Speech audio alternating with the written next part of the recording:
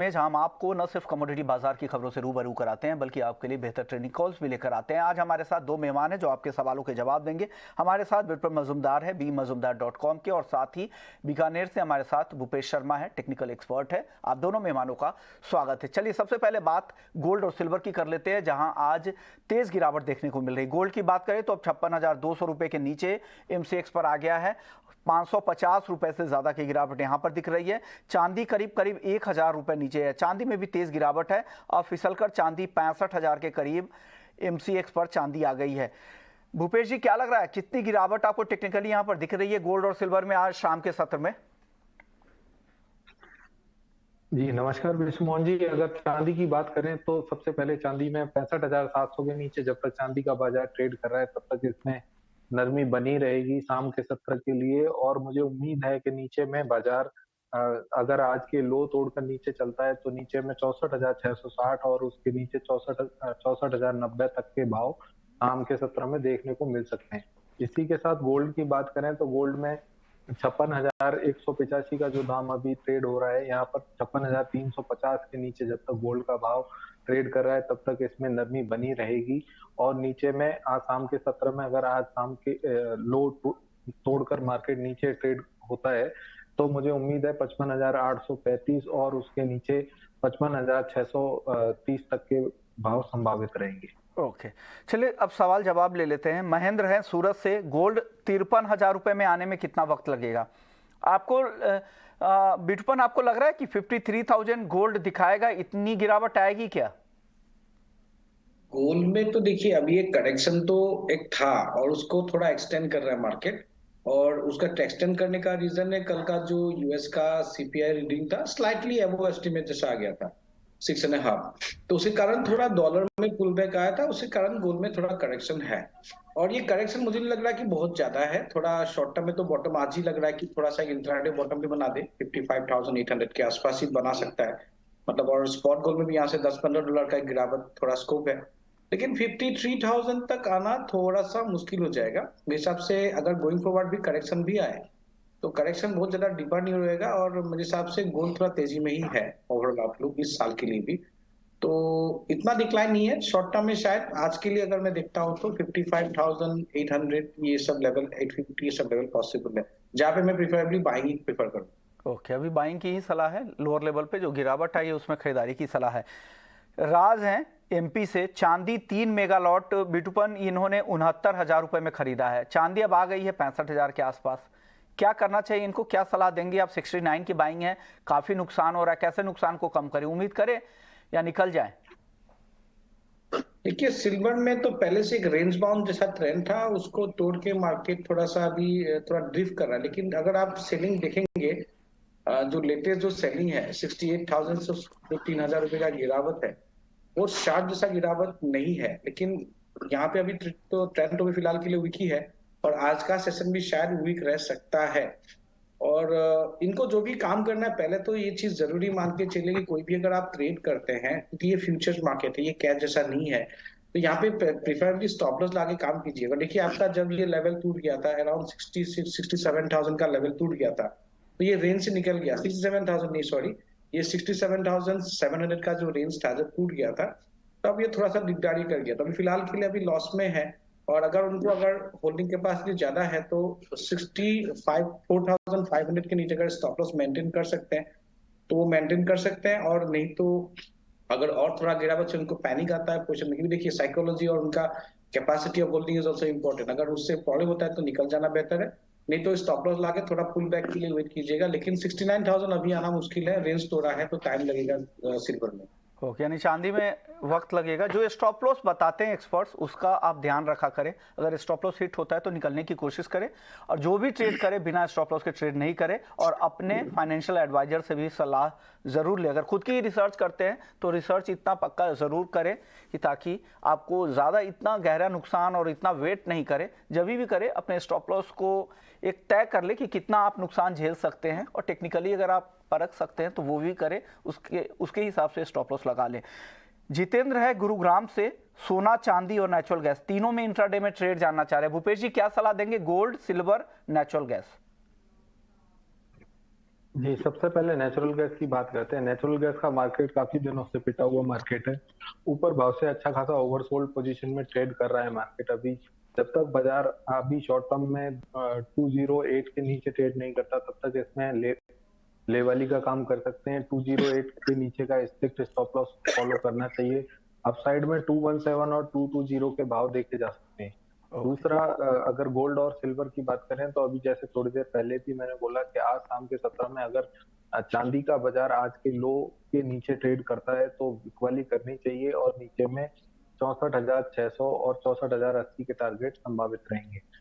उधर गोल्ड की बात करें तो गोल्ड का बाजार चांदी की तुलना में ज्यादा कमजोर मुझे समझ नहीं आता, क्योंकि चांदी कहीं तक देखा जाए तो गोल्ड के कंपैरिजन में काफी कमजोर है, परंतु गोल्ड उतना कमजोर नहीं है। इसलिए गोल्ड के बाजार में भी या तो हम ऐसा कर सकते हैं कि 56,330 के आसपास खुलता है तब बाजार में बिकवाली कर सकते हैं 56,500 का स्टॉप लॉस लगाकर। अन्यथा गोल्ड में लो के नीचे बिकवाली कर सकते हैं 180 का स्टॉप लॉस लगाकर। ओके। अगले दर्शक है अंकुश गुप्ता है दिल्ली से और आर्यू पटेल है अहमदाबाद से। दोनों का सवाल कॉपर पर ही है, दोनों ने शॉर्ट कर रखा है। आर्यू पटेल साहब ने 772 रुपए में कॉपर शॉर्ट किया है और 766 रुपए में अंकुश गुप्ता ने शॉर्ट किया है। क्या करना चाहिए बिटूपन इनको कॉपर में? देखिए, उनको अभी जो शॉर्ट है उनका अभी, अगर उनको थोड़ा तो शायद इतना ज्यादा कुछ मिल नहीं रहा होगा, 2 रुपया उसके नीचे है। 770 की फिलहाल मार्केट चल रहा है। कॉपर का भी ब्रॉडर एक छोटा सा रेंज बना हुआ है, 779 780 ऑन द अपसाइड, और नीचे आपका 760 टू 760 के आसपास। तो ये जो रेंज के अंदर जब मार्केट है तो उस रेंज के अंदर ही रहेगा। तो अगर यहाँ पे आपको थोड़ा सा डिक्लाइन मिलता है 767 के आसपास भी, तो मेरे हिसाब से वो फिर थोड़ा पार्शियल बुक कर लीजिए और 762 के आसपास के देखिए क्या बिहेवियर होता है। और स्टॉप लॉस तो आपको मेंटेन करना ही पड़ेगा, 778 के आसपास मेंटेन करना पड़ेगा। ठीक है, तो स्टॉप लॉस मेंटेन करें और देखिए पोजीशन को कहाँ पे आता है मार्केट। ओके। यानी से आज की जो कॉल है बिटकॉइन की 773 पे बेचने की सलाह यहाँ पर वो दे रहे हैं। सेल की कॉल यहाँ पर है। मयंक गुप्ता है यूपी से, कॉपर 2 लॉट 784 रुपए में खरीदा है, क्या करे? और कृष्ण हैं वो भी जानना चाह रहे हैं कि कॉपर में क्या करें। भूपेश जी क्या सलाह देंगे? एक सीधा सवाल पूछ रहे कि कॉपर में क्या करना चाहिए। दूसरे दर्शक मयंक है, उनके पास लॉन्ग पोजीशन है 784 की, बाजार है 770 के आसपास, क्या करना चाहिए? जी, सबसे पहले जिन्होंने 784 का कॉपर लिया हुआ है उन्हें करंट कॉपर से एग्जिट करना चाहिए, अन्यथा इससे लॉस में कॉपर जैसी कमोडिटी को होल्ड नहीं रखना चाहिए, क्योंकि कहीं ना कहीं हर कमोडिटी का कोई स्ट्रिक्ट स्टॉप लॉस होता ही है, होना ही चाहिए। दूसरा, अगर बात करेंगे कॉपर में नीचे के भाव में, मुझे कॉपर अभी भी नेगेटिव ही समझ आता है। आसाम के सत्र में भी जब तक कॉपर 774 के ऊपर नहीं निकलता तब तक इसमें नेगेटिविटी जारी रहेगी। उम्मीद है शाम के सत्र में 768 और 763 के भाव बहुत आसानी से संभावित रहेंगे। ओके। अगले दर्शक हमारे साथ कल्पेश हैं सूरत से। नेचुरल गैस में कितनी गिरावट दिख रही है? काफी ऊपर के लेवल पे फंसे हुए हैं, इन्होंने खरीद रखा है, भाव काफी अब नीचे आ गया है, क्या करना? क्या लग रहा है बिटकॉइन यहाँ से कितनी गिरावट की आशंका और दिख रही है आपको नेचुरल गैस में? नेचुरल गैस अभी फिलहाल जो है 220 और 180 ये रेंज में फंस रहा है, और ये अच्छा है क्योंकि मार्केट यहाँ पे स्टेबिलाईज हो रहा है, ओवरसोल्ड जगह पे स्टेबिलाईज होना, और यहाँ पे मार्केट में फर्दर सेलिंग नहीं आना चाहिए, गुड थिंग। और यहाँ से गोइंग फॉरवर्ड, लेकिन अभी इसी एक्सपायरी में हुआ कि नहीं दैट वी डोंट नो, लेकिन गोइंग फॉरवर्ड कॉपर जब तक 180 190 के आसपास है और ऊपर जब ये 222 220 के ऊपर सस्टेन करेगा तो एक रिकवरी के लिए ट्राई करेगा, क्योंकि काफी सेल ऑफ हुआ है, काफी हाई लेवल से मार्केट गिरा है। तो यहाँ से मेरे हिसाब से गोइंग फॉरवर्ड 222 का लेवल इंपॉर्टेंट रहेगा। अगर वो लेवल टूट जाता है या उसके ऊपर सस्टेन करता है तो थोड़ा सा पुल बैक हो सकता है 240 250 के आसपास। लेकिन बहुत अगर हाई लेवल पे लिया है तो वो शायद अभी इतने सडनली इतना रिकवर लाना इट विल बी डिफिकल्ट। लेकिन हाँ, ये मान के चल सकते कि यहाँ पे शायद डिक्लाइन अभी यहाँ पे थोड़ा सा कम है, यहाँ पे मैक्स टू मैक्स यहाँ पे रिकवरी होने का ही पॉसिबिलिटीज है। ओके। इसके बंसल है ग्वालियर से, एल्युमिनियम में क्या करना चाहिए? भूपेश जी क्या करें एल्युमिनियम में, बंसल साहब? जी, एल्युमिनियम की बात करें तो एल्युमिनियम में भी अभी ट्रेंड नेगेटिव बरकरार है। 212 रुपए 80 पैसे का दाम चल रहा है। जहां तक है मुझे उम्मीद है कि 13 रुपए 50 पैसे जब तक क्रॉस नहीं करता एल्युमिनियम में बिकवाली रखनी चाहिए। नीचे में 210 रुपए और 209 रुपए के भाव आने वाले दिनों में संभावित रहेंगे। ओके। अगले दर्शक है मोहन मौरी हैं उज्जैन से। 1 महीने के लिए सोयाबीन का आउटलुक जानना चाह रहे हैं। वायदा में तो ट्रेड हो नहीं रहा। भूपेश जी, सोयाबीन को ट्रैक कर रहे हैं क्या आप? जी, अगर इंटरनेशनल वायदा की बात करें तो इंटरनेशनल वायदा को देखते हुए मुझे अभी इंटरनेशनल वायदा में सोयाबीन में कोई विशेष तेजी समझ नहीं आती।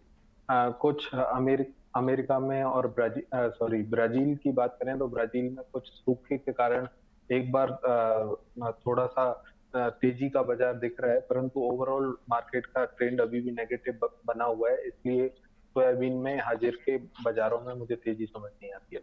ओके, चलिए कॉटन की बात कर लेते हैं। हमारे साथ अरुण शेख सरिया साहब भी हैं, एमडी हैं डीडी कॉटन के। सर, अरुण जी, सबसे पहला सवाल, कॉटन उत्पादन का जो अनुमान है वो लगातार कम हो रहा है, क्या वजह है? ग्राउंड पे ऐसा क्या दिख रहा है? क्या यील्ड की चिंता है? देखिए, कॉटन के उत्पादन की चिंता कोई भी नहीं है। कारण सिंपल, एक सबसे बड़ा मुद्दा एक ही है कि लास्ट ईयर के मुकाबले इस साल अराइवल नहीं करके भी कम से कम 70 लाख आठ कमती है।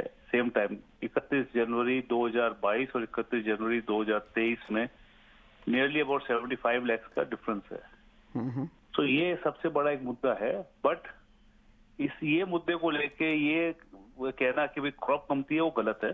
क्रॉप वही की वही खड़ी है, क्रॉप एकदम बढ़िया है, सब जगह माल पड़ा है, खेतों में माल पड़ा है फार्मर में। ये चिंता का विषय यही है कि फार्मर माल ला क्यों नहीं रहा है। अगर फार्मर माल लेना चालू कर, बिकॉज अभी उसको लाना ही पड़ेगा, बिकॉज उसके गर्मी चालू हो जाएगी, गर्मी के अंदर मॉइस्चर कमती हो जाएगा, मॉइस्चर कमती होने से शॉर्टेज बहुत बढ़ जाएगी। तो ये फरवरी और मार्च, ये 2 महीना ऐसा है जिसके अंदर मेरे हिसाब से कम नहीं करके भी 1 करोड़ गांठ आने की संभावना पूरी है। ओके सर, अभी 1.20 आ गई आपकी मार्च, अपना 1 करोड़ 15 लाख गांठ आपकी जनवरी तक आ गई है, और फरवरी और मार्च में 1 करोड़ आने की पूरी शक्यता है। और उसके बाद जो भी बाजार घटना है वो जनवरी अपना फरवरी मार्च में घट जाएगा। उसके बाद पीछे बाजार स्टेबल रहेगा। ओके, चलिए, किसान को लग रहा है कि ऊपर भाव मिल जाए, इस उम्मीद में बैठे हुए हैं। सर, अब एक सवाल होगा, क्या जो उत्पादन का अनुमान लगातार नीचे की तरफ आता जा रहा है, सरकार ने भी अपना अनुमान कम करके 337 लाख गांठ कर दिया है, क्या ये उत्पादन के अनुमान आगे भी कम होंगे? क्या लग रहा है, क्या नंबर पिछले साल के आसपास ही रहेगा? 307 312 जो था पिछले साल का उत्पादन, उस आसपास में ही रहेगा क्या उत्पादन इस बार? देखिए, अभी 2 विषय है। एक तो है कि प्रेसिंग कितनी गांठ का होगा, और एक है क्रॉप। जैसा मैंने आपको पहले भी कहा था कि भी इस साल आंकड़े जो है 2 तरह के आंकड़े आएंगे। एक तो आंकड़े आएंगे कि टोटल प्रेसिंग कितनी हो जाएगी, और टोटल अनप्रेस्ड कपास कितना रह जाएगा। तो अभी मैंने भी एक सुझाव रखा है, हमारे एसोसिएशन में भी रखा है कि भी अपने को 2 सो दैट स्टेक होल्डर्स जितने भी है उनको कोई पैनिक नहीं हो कि भाई क्रॉप है, बट उसके अंदर जिन्हें प्रेसिंग कितना हो जाएगा वो देखने की बात है। तो मेरे को नहीं लगता है कि जितना क्रॉप है उतनी प्रेसिंग होगी, बिकॉज समय कमती है, और ये कैरी फॉरवर्ड आपका नेक्स्ट ईयर में होएगा, और वो कैरी फॉरवर्ड की जो बेनिफिट है वो सितंबर अक्टूबर में आएगी। ओके सर, अब बात कर लेते हैं टर्की को। इकोनॉमी की रिपोर्ट एक आई हुई थी, वहाँ की लोकल एजेंसी की रिपोर्ट है कि टर्की में भूकंप की वजह से 80% उनकी स्पिनिंग कैपेसिटी पर असर हुआ है, और आप जानते हैं कि ये 7वां सबसे बड़ा कॉटन यार्न उत्पादक देश है। क्या स्थिति है? आप लोग वहाँ से बात अगर हो रही होगी तो किस तरह की स्थिति है सर वहाँ? देखिए, जहाँ तक टर्की का सवाल है, यस, नुकसान बहुत बड़ा हुआ है वहाँ पे, बट जो नुकसान हुआ है वो it is mainly into residential areas, उसमें ज्यादा नुकसान हुआ है। अभी ये कहना बड़ा मुश्किल है कि जो इंडस्ट्री है वो उसका impact because of the loss of lifes हुआ है या लॉस ऑफ इंफ्रास्ट्रक्चर हुआ है, ये अभी तक मामला पूरा खुल के आया नहीं है। मेरे हिसाब से नेक्स्ट 1 वीक के अंदर ये पूरा खुलासा हो जाएगा। उनका एक बहुत बड़ा यार्न का और गारमेंट का एक एग्जीबिशन था in the month of February, वो पोस्टपोन कर दिया उन्होंने जून जुलाई में। सो ये बात तो पक्की है कि इंफ्रास्ट्रक्चर का नुकसान हुआ है वहाँ पे, ह्यूमन लाइफ बहुत गई है। अभी अपने यहाँ पे फिगर्स जो आते हैं और एक्चुअल में बहुत फर्क है, बट किसको सही चीज अभी तक पता नहीं है। तो स्लो डाउन ऑफकोर्स उधर हुआ है, जो अगर टर्की जितना फीड मार्केट वो करता था वो नहीं है, तो उसकी शॉर्टेज भरपाई किधर से तो करनी पड़ेगी मार्केट को, वर्ल्ड मार्केट को। सो हिंदुस्तान के जितने भी जो स्टेक होल्डर्स है in terms of spinners, in terms of garment, in terms of towels, in terms of sheetings, उनको इसका काफी अच्छा एक बेनिफिट मिलेगा। ये बेनिफिट अभी under this circumstances I would not call it benefit, but this will be an opportunity for the mills in stakeholders in India to capitalize on the market which was basically typically going for Turkey. तो ये पक्की बात है, वो कितना नुकसान हुआ वो कहना जरा आज के तारीख में मुश्किल है। ओके, शुक्रिया अरुण जी, आपने वक्त निकाला, कॉटन की स्थिति बताई इंटरनेशनल से डोमेस्टिक मार्केट को लेकर। चलिए आगे बढ़ते हैं और अब चांदी की चाल देखिए। चांदी में लगातार कमजोरी का रुख है। हमने देखा था 70,000 के ऊपर से लगातार यहाँ पर बिकवाली है। आज तो करीब करीब 1,000 रुपए नीचे आ गए हैं चांदी के भाव। लेकिन इसके बावजूद जो चांदी के कारोबारी है, प्रीमियम सिल्वरवेयर स्टोर्स रेविसेंट के अफ्रीकन ऑडिसी कलेक्शन लॉन्च के मौके पे हमने उनके फाउंडर से और डिजाइनर से बात की थी, लेकिन उनको अभी भी लगता है कि चांदी का मार्केट यहाँ पर काफ़ी बड़ा है और आगे भी दाम चांदी के बढ़ने ही वाले हैं। उन्होंने क्या कहा, आइए सुन लेते हैं। क्या लग रहा है कि पिछले साल के मुकाबले, पिछले ईयर के मुकाबले क्या इस तरह डिमांड डिस्ट्रैक्शन हुआ है क्या? डिमांड तो हमारा बहुत, हम बहुत एक्सपोर्ट भी करते हैं और डिमांड हमारे लिए सिल्वरवेयर में पहले से भी था, पर after the pandemic it is increased. Okay, silverware में किस ग्रेड के सिल्वर का इस्तेमाल होता है? हमारे पास sterling silver and we import the sheets from Germany. Okay, price की बात अगर करें तो सिल्वर में जिस तरह के ट्रेंड कोविड के बाद से हमने देखा है, डू यू थिंक कि यहाँ से ये प्राइस ऊपर की तरफ ही सिल्वर के जाने वाले हैं? We are expecting that. Okay, कितना राइज की उम्मीद कर रही हैं आप? We can't say that. It really depends on the. That's not something that we can predict, but it looks like the market will go up. ऐसे जैसे लग रहा है कि रुपी डाउन हो रहा है, डॉलर की कीमत बढ़ रही है, क्योंकि हम सारा इंपोर्ट करते हैं सिल्वर। जितना भी हमारा सिल्वर है वह इंपोर्ट करते हैं और उसकी शीट्स बनाते हैं, तो बढ़ेगी। इसमें जो हम देते हैं उसको स्टर्लिंग सिल्वर बोलते हैं टेक्निकल वर्ड्स में। उसमें 92.5% सिल्वर होना चाहिए। बाकी जो 7% रह जाता है वो एक एलॉय बनाते हैं जिसमें कॉपर इंक्लूडेड होता है और एक और मेटल होता है, उसको मिला के तो इसकी 92.5। ओके, तो यानी सिल्वरवेयर जो प्रीमियम जो सेगमेंट है सिल्वर का, वहाँ पर भी डिमांड को लेकर यहाँ पर कोई दिक्कत नहीं है, मार्केट भी आगे एक्सपैंड ही होने वाला है। चलिए आगे बढ़ते हैं और अब बात वापस से सवाल जवाब का सिलसिला ही शुरू करते हैं। और कोरिएंडर पर एक सवाल है पवन का, हिसार से इन्होंने सवाल भेजा है। ये काफ़ी ऊपर में इन्होंने धनिया बाई कर रखा है 8,400 रुपये के ऊपर। अब जानना चाह रहे हैं कि क्या नीचे भाव आएगा, एवरेज करना चाहिए। भूपेश जी क्या लग रहा है, क्या एवरेज करे क्या कोरिएंडर में? जी, धनिया का बाजार अगर सभी कमोडिटी एग्री कमोडिटीज में देखा जाए, स्पेशली मसालों में भी देखा जाए, तो सबसे कमजोर बाजार अगर कोई देखा जा रहा है तो वो धनिया का बाजार है। मुझे उम्मीद है कि धनिया के बाजार में अभी ऐसी कोई तेजी वाली कोई विशेष बात नहीं है। हो सकता है कि मार्केट काफी ओवरसोल्ड पोजीशन में है तो उस वजह से कोई इसमें उछाला देखने को मिले। अभी 7,326 रुपए का दाम चल रहा है, इसमें 200 से 300 पॉइंट का कभी भी उछाला आ सकता है। इसलिए मेरी सलाह रहेगी कि ऊपर के भाव में धनिया से एग्जिट ही करना चाहिए। ओके, चलिए तो ये सलाह आपके लिए कोरिएंडर में। लेकिन कोरिएंडर की ग्राउंड की रिपोर्ट बताने के लिए कोटा से हमारे साथ श्री फालोदी ट्रेडर्स के महावीर गुप्ता जी हैं। सर स्वागत है आपका ईटी नाउ स्वदेश पर। सर क्या अब कोरिएंडर को लेकर नई रिपोर्ट क्या कह रही है, क्या यहाँ से उत्पादन कितना कम होगा? क्योंकि जो मार्केट सोर्सेस बता रहे हैं कि इस बार 9.5 लाख टन उत्पादन होने का अनुमान है, लेकिन आप लोगों का अनुमान पिछले साल के आसपास का ही है। क्या लग रहा है सर?